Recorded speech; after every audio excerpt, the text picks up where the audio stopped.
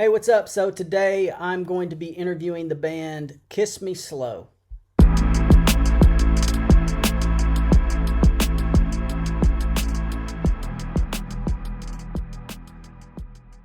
Hello. Hello, hello. What's up? Welcome. Thank you for having me. So Much.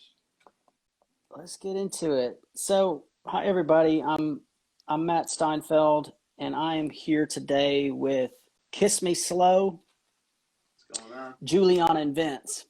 Yes. Welcome to the show. Um, let's just start with where are you from? We're from Buffalo, New York. Yep. Okay. We're happy to be here. Thank you for having us on today. Of course. No, it's great to have you. And I was checking out your social media. I really like that single 19 and just the whole kind of chill guitar-y vibe, pop synth. Like, How would you describe your music yourselves? We get this question quite a bit, and I feel like we kind of blurred the genres a bit if you listen to our older stuff and our newer stuff, but I'd say we're headed more towards like a pop rock or alternative-ish vibe now. I think that's what we're focusing on. for a long time, we've been like experimenting with different sounds. So like 19 was a product of that experimentation.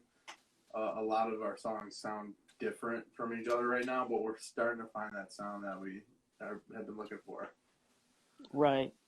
Okay, that's cool. Can we go back just a little bit? How did you meet? How did you find each other in terms of joining, the same project and whatnot? I sent him a Facebook message. Okay. And, Well, yeah. it wasn't like super random. Like I was like looking to start a band, and then In Buffalo? Yeah. Okay. And we had a couple of mutual friends, and I was told through the grapevine that they were looking for a guitar player. Mm-hmm. And so, I tried out, and it was a good fit. And then from guitar player, I kind of became more of a singer. And so now we share vocals, and Yeah, she like came as a guitar player, and then she started singing one day, and I was like, wait a second, why are you not singing and instead of playing guitar? It's just crazy to me. Okay. So Vince, you made her try out. Oh heck yeah! How many people came and tried out?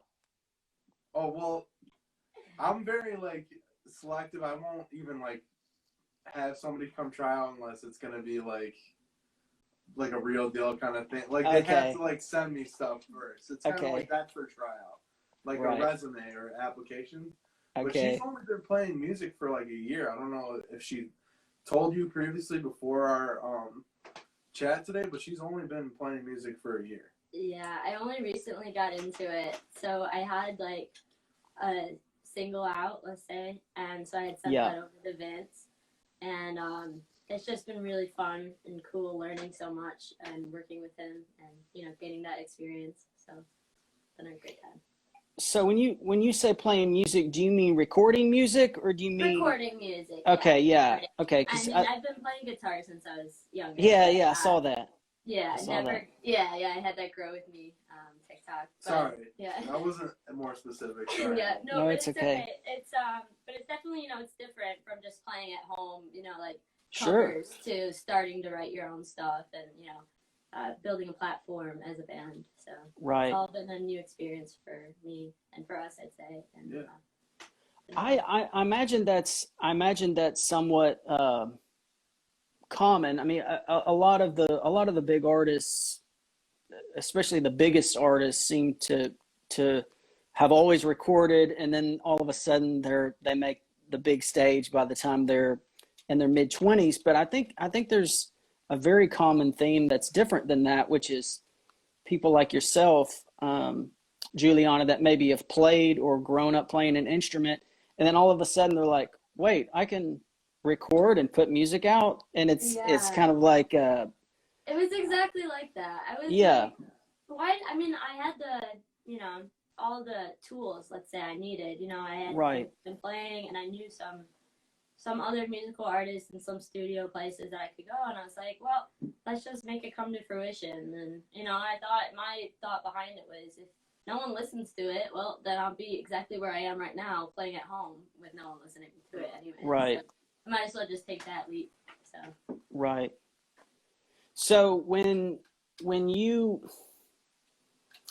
was it just kind of like you woke up one day and thought, hey, I've been playing my whole life, I might as well start songwriting? Or was it primarily just about performing? Or what kind of got you into the point where you're on social media looking for bandmates? Right. Well, I mean, it started with me because, like, I got into songwriting, and then I discovered this neat tool called GarageBand, and I was Oh like, yeah. I was like, okay. So you know, it was kind of low quality, but I was like, at least we got something going here. So that's how I really got into. All right, let me work on this. Let's see how far I can push it. Let me share this experience with other musical artists, which is really great because it's awesome meeting people who have the same interests as you. As for performing, I'm still getting used to that. Because of COVID, we haven't had any live shows, but also I just don't have that experience. So we're trying to just like work it and like perfect our art, let's say, before we even do a live show. But we'll get there. So it's definitely beginning steps, but hopefully soon enough if COVID, you know. If anything, it's just more time for preparation for us, you know. Yeah.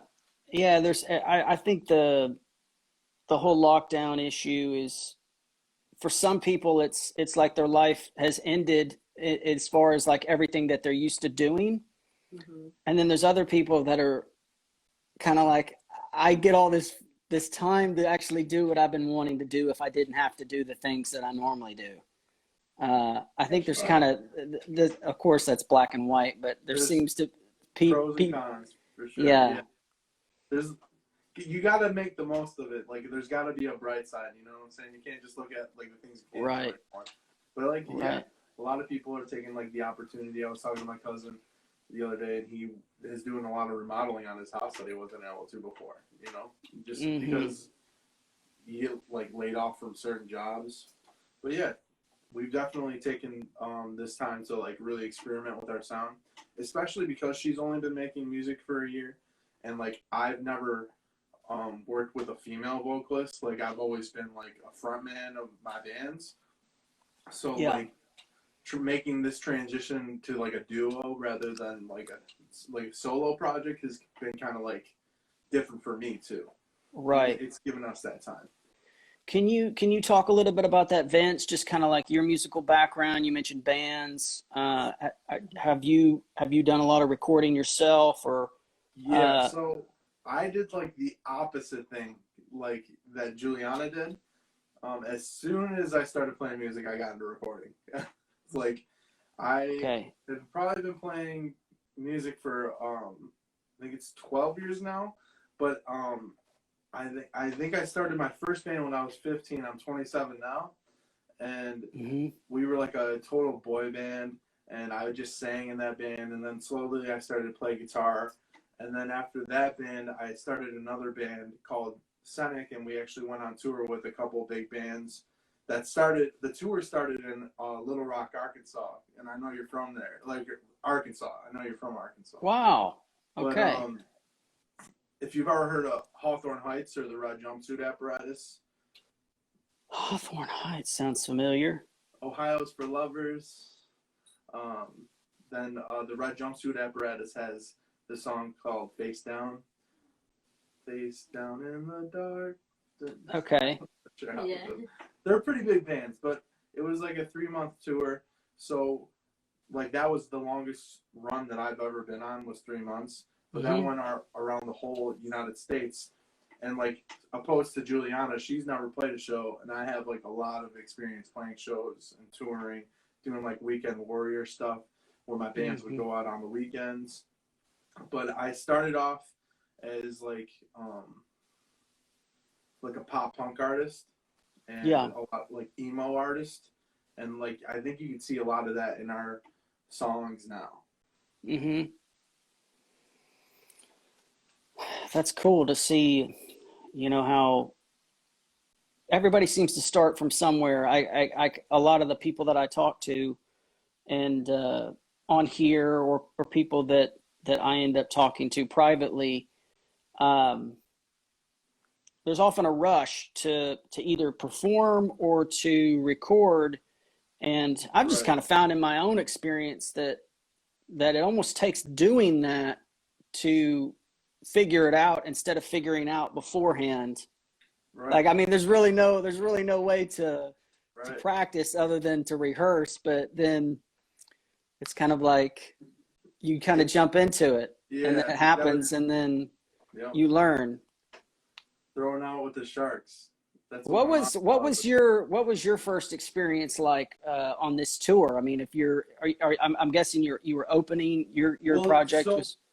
So I had mentioned before, like most of the time I've always been like a solo artist. Yeah. The guitar player from Hawthorne Heights approached me one day when I had accidentally opened for him at my friend's venue, because my friend he was like, "Hey, do you have your guitar in your car? I need an opening act. They just dropped." So I went and played. The guitar player approached me. He was like, "Hey, I really like your stuff. Do you have a band? Because I'd like to bring you on tour with my band." I was like, "Who the heck is this guy?" Right. But it was just right time, like right place, right time, sort of deal. And so when we went on the tour, it was kind of hard because I had just thrown a band together because it was such a big opportunity. We had only been a band for like 2 weeks prior. Right. When I went out there on stage, it was a crazy experience because we were playing for a few hundred people, and at that time it was the most people that I've ever played in front of. So it was. That's a lot of people for your first show, right? Yeah. Sounds amazing. That's probably good that you didn't know that you probably didn't know the difference. That's probably a good thing. So was it primarily like cover band stuff, or did you? I mean, 2 weeks you guys didn't rehearse a lot. Oh, so I had already had an album like ready on the get-go. I had just taught everybody everything to play, and so we went right on from that. So it was like 0 to 100 right away. The band Hawthorne Heights, they gave us a tour bus, everything that we needed to go on tour. It was really a great experience. Wow. I owe them a lot. So. And that'll probably serve you well whenever you guys, as Kiss Me Slow, want to try to start playing regional shows. You have that connection and that experience. That's really good. Yeah. So what, I saw Juliana, some of the pictures of you, playing sheet music, and, you looked about 5 or 6. Like what, I don't know, maybe you're older than that. I'm not sure. What kind of music did you grow up with listening to in the house, or? I mean, I don't know if you could tell, but I'm a big Beatles fan. Okay. I still love the Beatles. That was really what got me into music, especially guitar. But I do play piano and cello as well, so I do have some like classical artists that have influenced me as well. Mm-hmm. But it does seem to like change a lot. I won't lie. As I progress through the years, who's like my biggest influence? Like I was really into the Cars for a while. Yeah. But I don't know. It changes all the time. But yeah, the Beatles were the starting point for me for sure. Right. Because actually, my mom is. She's an immigrant, and she came here from Italy, and she actually learned English by listening to Beatles songs. So, wow. Yeah, it was kind of cool. So that was always playing around when I was growing up. So. The Beatles formed by a post. It wasn't on Facebook, but it was apparently. No, I didn't think Facebook was. It was apparently at a school or something. They were, I think John Lennon and George Harrison or something went to the same high school or something, and they put up a note, and that's the band. I think U2 also did that too. They had a sign at the school, and they just happened to go to the same high school. What about you, Vince? Did your parents have music or records playing or anything like that when you were growing up? No, it wasn't like that for me at all. I had friends that were really into skateboarding and like the punk culture growing up, and like one day we were skating and I was out singing, and then they were like, "Yo, you're gonna be a vocalist in our band." And I'm like, "What?" We were all like kids at the time, and nobody actually knew how to play instruments, but I was heavily influenced by like Blink-182, opposed like Okay. she was Yeah. like the Beatles. I was Blink, like I don't know. Mm-hmm. So So kind of like the fast kind of punk emo, Sum Yeah. 41 kind of skateboarding music. love it, and like those like catchy tunes. Okay. Ripping. So you got into music through your friends? Yeah, I never really thought about like music in the way like it had never moved me initially without having like that nudge forward first. Like, and then after I got into it, it was like I started like noticing it, like just feeling different about it. Like it became my biggest passion. It was crazy. It was like finding myself. Okay. Juliana, did that switch for you? Like, I mean, obviously you grew up playing music and you enjoyed it, or you wouldn't have continued. But when you started to realize like, hey, you could record yourself, did it kind of feel like maybe like this was a new like door you could go through, and with maybe new possibilities beyond just playing in your room? Or For sure. I mean, especially just like taking that step from like listening to other songs to creating your own. I feel like you get to tell your story a bit, and it gets a lot more personal. I mean, of course, you can relate to a lot of songs that are out there, but I feel like it's a way of putting a little bit of yourself out there, and it's just honestly, it's a really nice process too. So ever since I've been in the band, I mean, this guy works especially hard. He's always grinding out new tunes and stuff, but we always try to work on the song. We're always in the studio like every other week, so we're always trying to come up with new material. We have so many B-side tracks right now, but right. The bone pile. She's too humble, Matt. She's too humble. She does a lot of the work too. So what do both of you share? Okay, so now you're both sharing the vocals. Are you both sharing the songwriting, the composition, or is it just a complete collaboration, or do both of you have kind of specialties that you like to focus on? I'd say a mixture of both. We like to like collaborate on songs completely. Like she'll come over and she'll start playing something on a keyboard, and I'll record it, and I'll take the chords that she uses, and then I'll put like bass behind it or something. And, like we can just build a song that way. Or other times we'll have like Juliana will come to practice one day and she'll be like, "I wrote this song. I want to lay it down."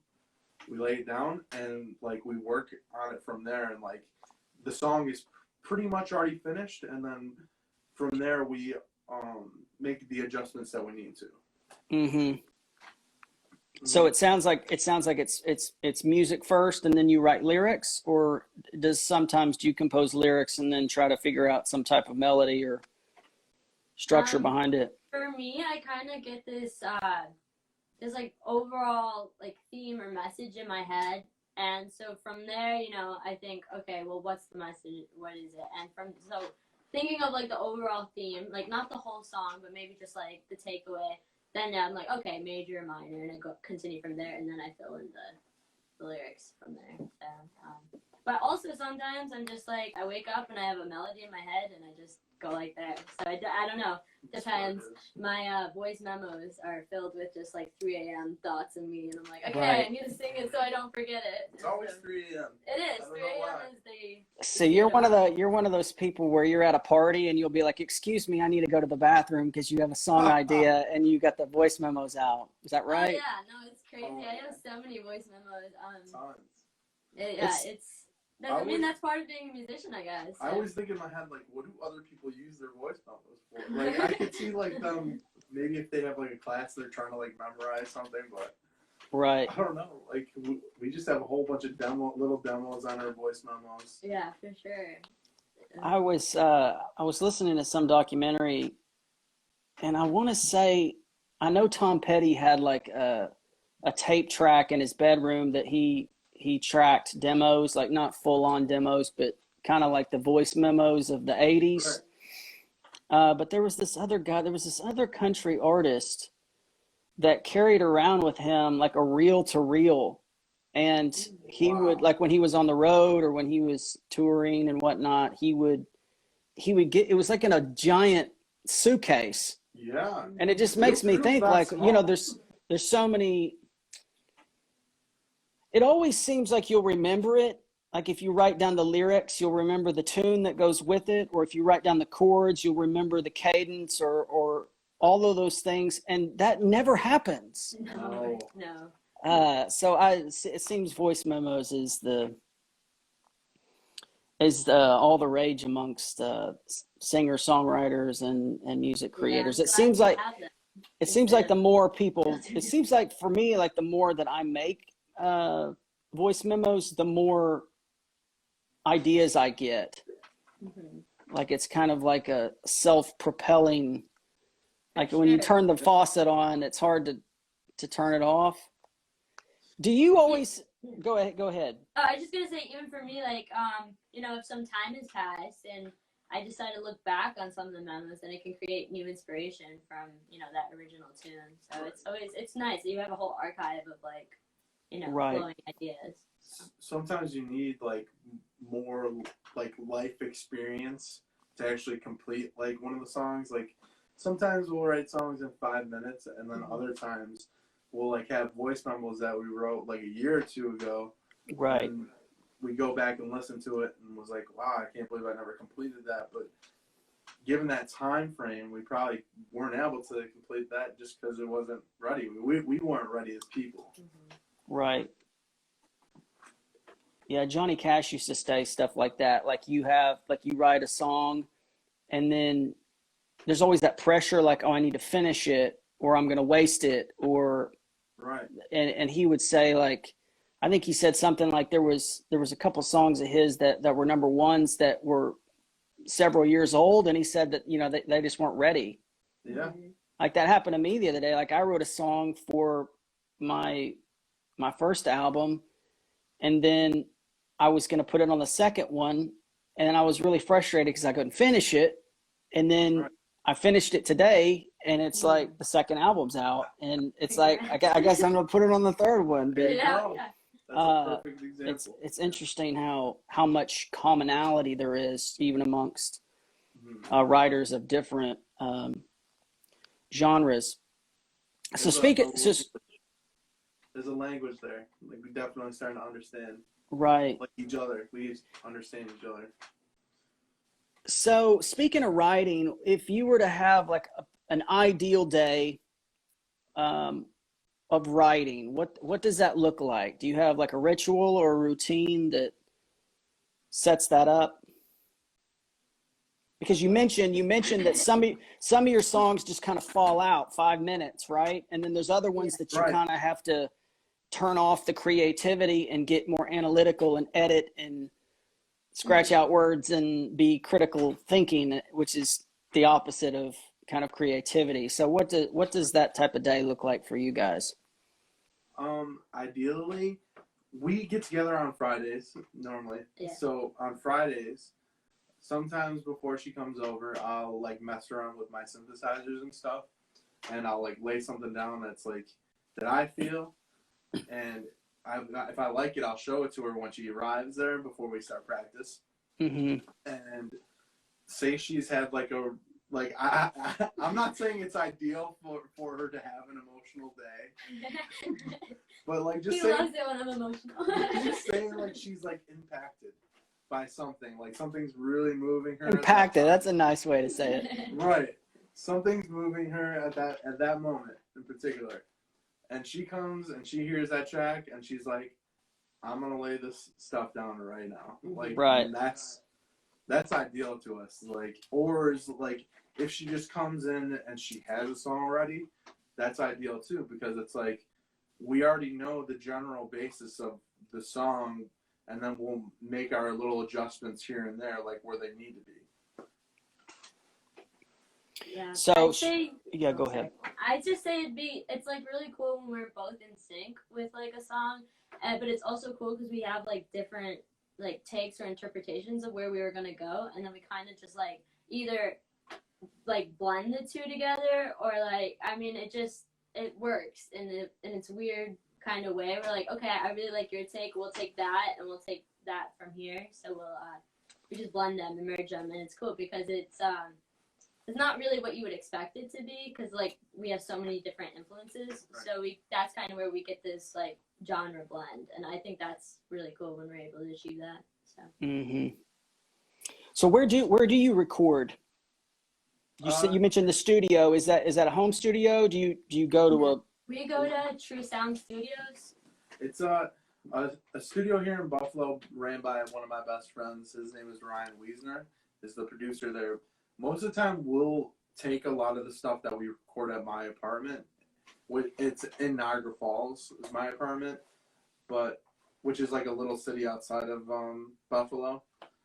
Yeah. And we record in Niagara Falls, and then we'll take some of the stems or like the tracks that we recorded there, and then bring them to the studio in Buffalo with Ryan, and he'll kind of give us that little extra guidance that we need. Like as a producer, like he's been my best friend for a decade now, so he'll be very honest with me about like, yo, dude, this melody sucks. Like I'm just gonna be real with you. You can make it catchier, which is what we need. You know, it's better to like. He obviously has a lot of experience in the music industry. Yeah. He had the studio for 21 years, which I'm 21, so he's been doing this since I was born. Right. But it's good. But we have that honest feedback, and especially from someone so seasoned and experienced, I feel like it forces us to put out our best work. So he acts as kind of a producer in a ways, not necessarily in the sense of music production, but he kind of oversees a little bit of the tastemaker aspects of the very much so. Creation process. Yeah, he's definitely hands-on. That's why like I've been recording for like 10 years, and like everywhere I go, like nobody's like hands-on like he is, and like that's what I prefer it. It's like that's how I think like a producer and a musician should be. Like the producer shouldn't just record. Like if they have like extra knowledge that they want to give the artist, they should do it, and like not be scared to offend that artist, because artists today need to be open to that criticism and like hearing other people's opinions. It's better. It's just I don't know. Right. Yeah, no, and I agree completely. Like I've gone to a couple other studios, and just the level of professionalism and like I said, experience from Ryan really blows everyone else out of the water. So. Right. So you guys rent studio time every Friday? Every other Friday, and then we meet up. Oh no, he's saying rent studio time. Oh. So no, we don't rent studio time. Like we get together at my apartment, and like we'll either like record or practice that day, and whenever we're ready to record, we'll take whatever stems that I have in Niagara Falls in my apartment, and we'll bring them to the Buffalo studio at True Sound. Okay, I misunderstood. I thought you were going to that studio to your friends every Friday. I was like, you guys got a big budget. Yeah, but we do have a lot of material. Like she said, we have like 30 B-sides right now. Like just right. So we are like cranking them out. Like we're there every other week, pretty much. Yeah. Right. In the studio in Buffalo. Mm-hmm. Okay, so is that kind of a you release as you make songs, or do you have kind of like a release schedule that you've kind of adapted of, oh, it's good for us to release a song every such and such a time period? That's definitely in our minds. Yeah. We're like, we don't want people to forget about us, so we'll just release a song every few weeks, but we don't really we haven't had a solid plan yet, because we have still been experimenting, and now we're finally starting to find our sound. Now we're starting to like work on like an album. like a sound like similar to 19. Mm-hmm. We really enjoy that sound for us.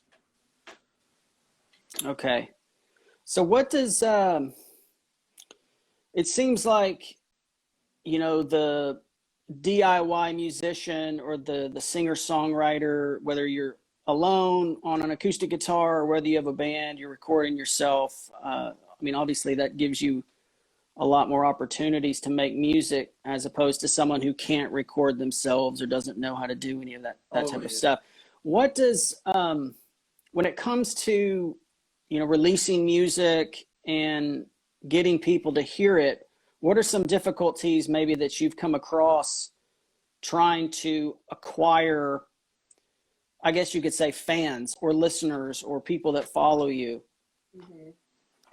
I feel like that's been one of our main problems because it doesn't matter how good a song is if no one hears it.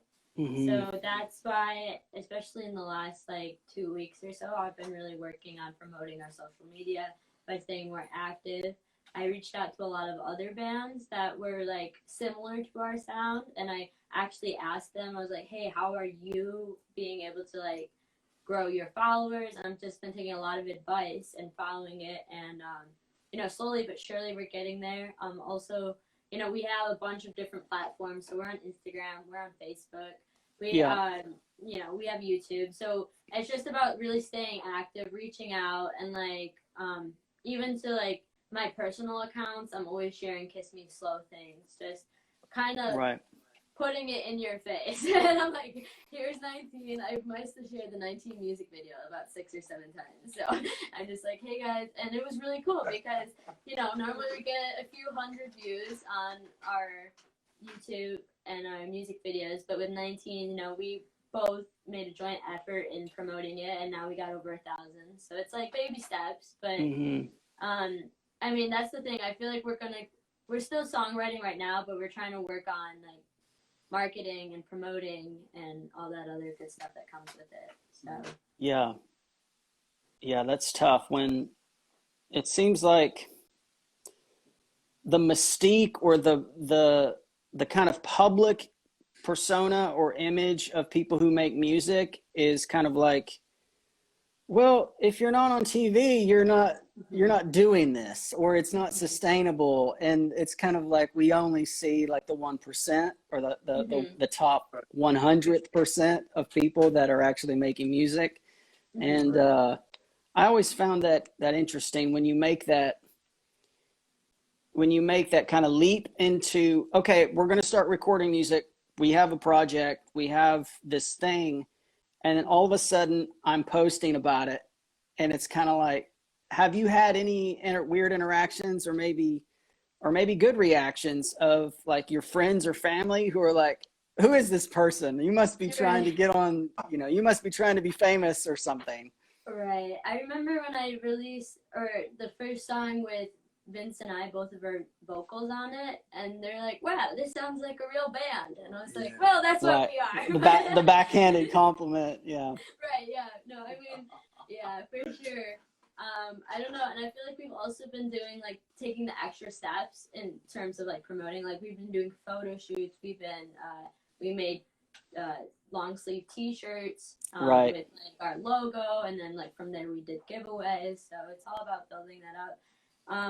And as far as like the family, they were genuinely surprised, and I think a lot of that had to do with me not really performing before, so it was kind of new to a lot of my family members, but they've been all really like supportive. I think we can get a comment from my aunt on almost all of our YouTube videos. Right. She's pulling her weight with the algorithm. Yeah, she is. Yeah, she's trying to be the favorite. I think it's working. You ever see those mugs, the favorite aunt mugs? I'll have to purchase one of those for her. Hopefully is that one your only? I have to. No, I have a few aunts, but. Okay, so you track out ideas and melodies and chords and whatnot. You take them to True Sounds. You have a producer friend that helps you kind of guide in terms of production and filling the song out. I'm guessing he's an engineer and does all that mixing, mastering. When you have a song that's ready, when you have the wave file bounced, What do you do with it? First, I feel like first we worship it, and we're Right. like, "Oh my God, it's finally done!" Yeah. And then we kind of decide, when should we release this? I know. Should we release this? Yeah. How I guess good. I'm asking how do you release it? We could start there. Okay. We go through DistroKid. Yeah. So Okay. if we want to distribute it to like different like platforms like iTunes, Spotify, we normally go through DistroKid. Okay. It's easy, and you just go online and upload your song, and it will upload to like every new platform that's coming out. So that's pretty cool. Yeah, I mean, before we even do that, we have to work on like cover art and stuff too. So we Right. really put like all of our resources, let's say, into our best song out of all the ones that are ready, and then we have a whole like plan. So like we kind of knew from the start that when we heard 19 actually like all produced, we're like, okay, this is probably one of our better songs. Right. So that's why like before we had that ready for a while, and then we're like, okay, well, how are we gonna have this like reach out to more people? So we thought having a music video would help it be like more captivating. So then we planned Right. the music video and all that. So I mean, it really depends on like the potential we see in the song, and how much focus we put on it. So. I could have started with this question, but where did the name come from? Kiss Me Slow. Oh, that's all Vince. And got put me on the spot like that. No, it's okay. It's sort of cheesy, but like I've always been like super into like romance movies and like just like really passionate love, and like I guess like I've always pictured like movies like The Notebook or like Spider-Man kissing in the rain, and like I've just like been like, wow, that's like a really passionate kiss or something, and like that's where it came from. It's nothing like huge. It's just like I'm a lover, Right. through and through. So that's where it came from. So it's just kind of an image of kind of what your band encapsulates. Yeah. Okay. Yeah, and a lot of the songs that we were writing, like, or like the first songs that we were writing, they were all love songs and stuff. Right. But we were never like sure like where we wanted to go with things, so I guess we just needed a name. Right. Okay. Fair enough. Yeah. Yeah. I mean, that's a lot more, I guess, sincere than like having like a name or word generator. Like a lot, Right. like some people just create You know what? random We names. could have done that. So what is this may be a personal question, but you know, everybody gets into music for different things, and then you get into recording music for maybe a different reason, or maybe it's the same thing. And then, you know, you think, okay, touring, promotion, of course, you want to possibly make this a viable career, or is this just a hobby? Like, what would you love to see happen in terms of like your music? Is it something? I guess this could be multifaceted in that. Would you quit your job if this was huge, or is this just like an outlet for your maybe emotions or whatnot? Could you maybe talk about that a little bit?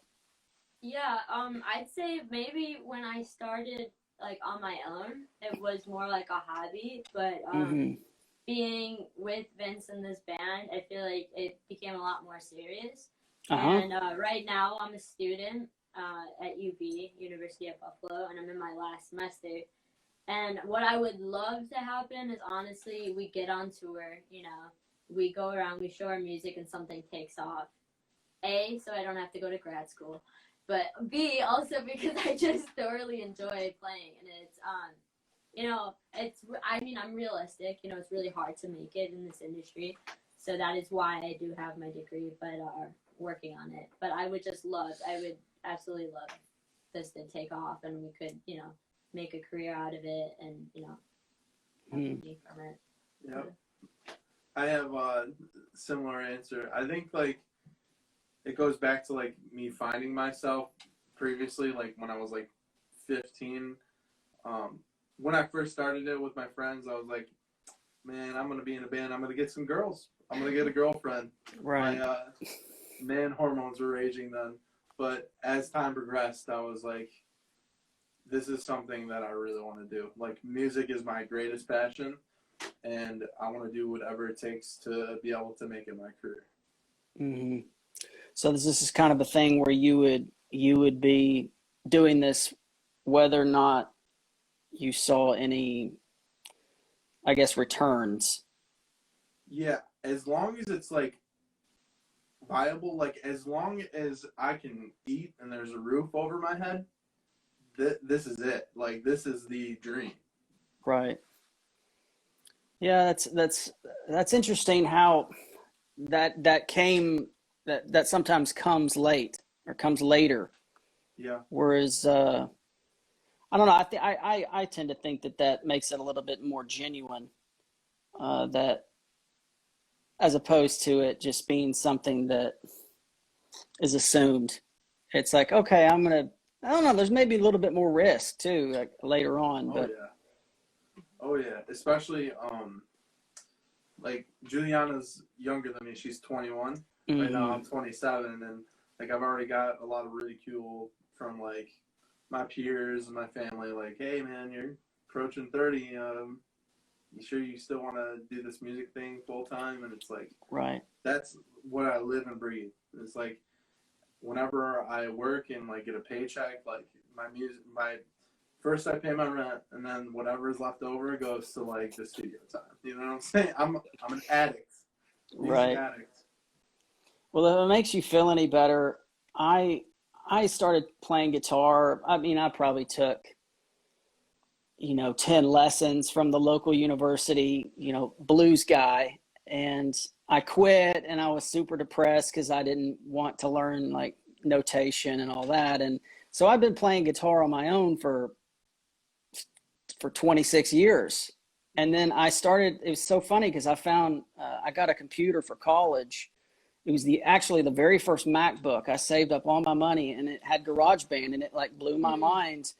And I started recording. I wanted to make like a Daft Punk like cover band, and Daft Punk. so interesting that Daft Punk just broke up yesterday. Man, that is but anyways, when I started recording, I had to do something for school on some projects that were audio related, and it just so happened that like 2 years ago, I just got into it. And I can't remember what it was. Maybe it was a documentary or something, but it just made me realize like, hey, I know how to do this, and I haven't done it in a decade. And I'm just turned 37, and it's like I just started making albums at 35, and I kind of get a little bit of the same reaction of like, is this a midlife crisis? Are you okay? Right. Are you? right. And it's just like, no, this is just fun. And it's hard. I mean, it's really hard to put yourself out there. I mean, I guess, this is your interview, but I guess I just thought it'd be encouraging for you to hear that from someone you think Juliana young, and I think you're young. Yeah. You know what I'm saying? So seriously, that means like a whole lot to me, that you're still like striving to achieve your goals and your dreams. Yeah, and honestly, like I feel like I would be doing this anyway. Like I think if someone, like some fortune teller said, "Hey, if you're guaranteed that no one is going to ever listen to your music," I would probably be like, "All right, well, I'm not going to record it anymore." But there's still a part of me, I think, that likes that process of doing it, and the sense of like finishing it, it's almost kind of like, for me, that when I put it out, it's almost kind of like, oh, that's old stuff. Whereas like people that listen to it might think it's new. But I think one of the reasons why, I guess I should tell you a little bit about this, why I'm doing this, why I'm interviewing people is because I really am interested in kind of people's motivations, but also I want to be an encouragement to them that there's other people out there. And you may not think this is, you may not think that this is the case, but whoever watches this video is listening to you and is listening to me say, oh, this is what it feels like. And I understand what that is. I understand what it's to make music in my bedroom and think that based on what I saw on television that I'm just going to pop and be famous. And it's like, oh, wait, no one listened to it. Right. But just I don't know, all of that kind of rolled into one is. Especially when you spend like all this time, like say a song does take years to write. Like you take all this time into it and then you finally like, yes, I'm going to release it. And then you release it and then no one listens. And it's like, it's just one of the hardships as a musician. Like it's a trial. And you just got to keep going. Just keep writing. And if it's your passion, you'll keep doing it. Right. Yeah. Well, I'm sorry. No. I was just going to say, it's honestly really interesting too, because some of the songs that we thought were like would underperform ended up being some of the favorites, like most streamed on our first EP. And it's just really cool how different people, take a liking to some songs. And so like, even if like, let's say the song you wanted to didn't get listened or enough streams, you could always have something in your back pocket that'll just even do better without you knowing. So people who are watching this, what's the best way for them? Is it Spotify? Is it Apple Music? Is it SoundCloud? What would you have them go to? I'd say whatever their preference is. I mean, we're on every one of those except for Sound. I don't think we're on SoundCloud, but we are on Apple Music or Spotify. You can look up our tracks on YouTube. We are on a lot of different platforms right now. Cool. Well, I really appreciate you guys coming on here. I think it's funny how we kind of how we connected on. I think it was Submit Hub. Yeah, but hey, you're always welcome to come back. And it's always fun to see how people have progressed, and I just encourage you guys to keep going, and looking forward to hearing more music from Kiss Me Slow. Thank you so much. We're excited to hear your stuff too. Yeah, go check it out. That'd be great. That'd mean a lot to me. Yeah. For real. Thank you. All right. Well, thank you for coming on, and hopefully we'll see you soon. Care, man. Bye. All right. Bye.